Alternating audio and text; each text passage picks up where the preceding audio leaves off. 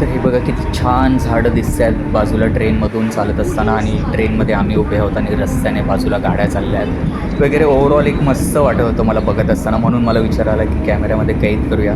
Normally एवढी clip मी मोठी घेतली नसती, पण दृश्य पण अशी होती, म्हणजे घरं वगैरे मला एक नॉस्टॅल्जिया फील झाला.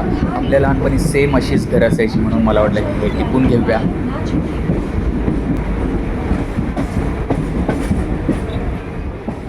जय भोलेनाथ, ओम कृपा सिंधू श्री साईनाथाय नमः. आणि ऑफिसला पोचायला आज मला जरा घाई झाली आहे, कारण मीटिंग चालू होणार होती आणि शेवटी पोचलो एकदाचा.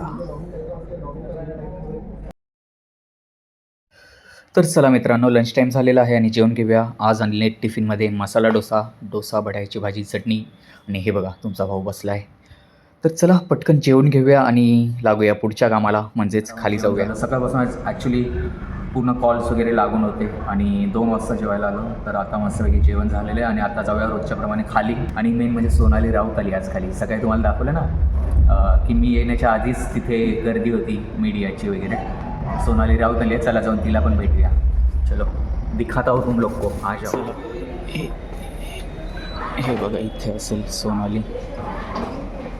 तर आज जरा तुम्हाला आमच्या ऑफिसच्या खालचं एरिया दाखवतो की कसं आहे, कसे भाजीवाले वगैरे बसतात. म्हणजे रात्री पण इथून पण भाजी वगैरे नेऊ शकतो. जरी नॉर्मली नेतो मी कधी कधी, जास्त वजन नसेल बॅगमध्ये, लॅपटॉप वगैरे नसेल तेव्हा. किराण्याची दुकानं वगैरे, कारण इथे वस्ती आहे तशी ना, रेसिडेन्शियल एरिया पण आहे. वरचा ब्रिज,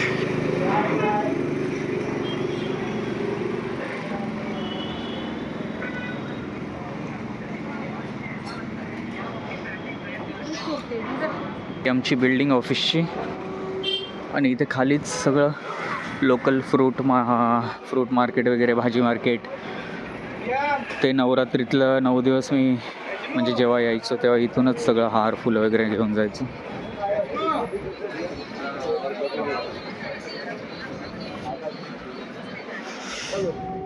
आता सोफा लाऊंजमध्ये बसलो थोडा वेळ, कारण आज थोडी तब्येत डाऊन वाटते मला. आज उत्साहच नाही आहे रोजच्यासारखा. सोफा लाऊंजमध्ये बसलो आहे खाली आणि सगळे रिपोर्टर्स येऊन बसलेत सोनाली मॅडमच्या इंटरव्ह्यूसाठी. हे बघा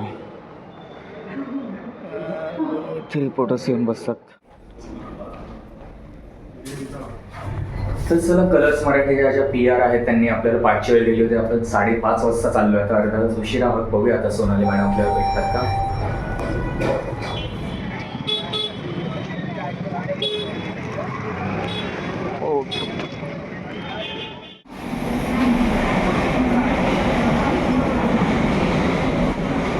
चला गाईज, उतरलो आहे आता घणसोली स्टेशनला. आजचा दिवस आहे ना थोडा डाऊनच होता. मला काय आज जरा थोडं जास्त बरं वाटत नव्हतं, रिफ्रेशिंग रोजच्यासारखं. आणि सोनाली पाटील मॅडमला मी भेटायला गेलो, पण PR ने सांगितलं आज की त्यांची म्हणजे हायजीन आणि स्किन इन्फेक्शन वगैरे असं झालं, म्हणजे कारण दिलं.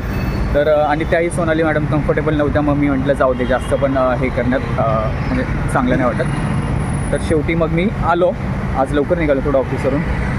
तर चला आता जातो घरी आणि बघतो. सो गाईज, आता रात्रीचे 12 वाजलेत, आम्ही चाललो आहे झोपायला. आणि कसं आहे की मुद्दाम आता मी एका तुम्हाला थोडं ब्लॉगमध्ये इन्क्लूड करून दाखवतो ना, की जसं की आता तुम्ही बघताय की माझ्या मागे माझी मुलगी आहे, पत्नी आहे, आम्ही एका कुटुंबाचा भाग आहे, कुटुंबात आम्ही राहतो एकत्र. तर कसं आहे की रोजच्या दैनंदिन जीवनामध्ये दैनंदिन गोष्टी करत असताना, स्कूलमध्ये जाताना, ऑफिसला जाताना, घरी आल्यानंतर, झोपायला जाताना, सकाळी उठल्यानंतर आपण देवाचा आशीर्वाद घेणं, देवाच्या पाया पडणं, आशीर्वाद घेणं वगैरे, हे जर थोडं असं मोठ्या लेवलचं वाटेल की आशीर्वाद घेणं वगैरे. पण नॉर्मली बाबा देवासमोर हात जोडणं, त्याच्या पाया पडणं, शुभं करोती वगैरे म्हणणं, हे तर बेसिक सगळ्यांनाच माहिती असतं. आणि आपण महाराष्ट्रात राहतो, ऑब्व्हियसली भारत मातेच्या म्हणजे कुशीत राहतो, तर आपण सगळे बऱ्यापैकी असं फॉलो करतच असू. पण मी मुद्दाम इन्क्लूड करून असं दाखवायचा प्रयत्न करतो, कारण हेच आपण पोर्ट्रे करतो आपलं संस्कार, आपल्या कुटुंबाची जडणघडण कशी झालेली आहे काय. तर याच्यामागे काही असं हे नाही आहे की आपण मुद्दाम ते प्रकर्षाने पुश करून दाखवतो आहे. हे एकदम नॅचरल वेमध्ये चालू आहे. तर असंच मला वाटलं की आज आपण हा पण मुद्दा एक बोलूया. कारण रात्री झोपताना बऱ्याचदा आम्ही म्हणजे बऱ्याचदा आता ते मला बोलायचं सुद्धा नाही आहे. तर ओके फाईन. तर बऱ्यापैकी असं आपण पण फॉलो केलं पाहिजे. याच्यातूनच आपल्या येणारी पुढची पिढी घडत असते. त्यांना एक देवाचा आधार वाटत असतो. मग ते असे मोठे होत असतात तर त्यांना आपली आठवण येत असते. जेव्हा ते एकदम मोठे होतील तेव्हा त्यांना आपली अजून आठवण, म्हणजे एक घट्ट एक नातं बांधून राहतं. तर असंच एक आहे हे मनातले विचार जरा आज तुमच्यासमोर बोललो एका निमित्ताने.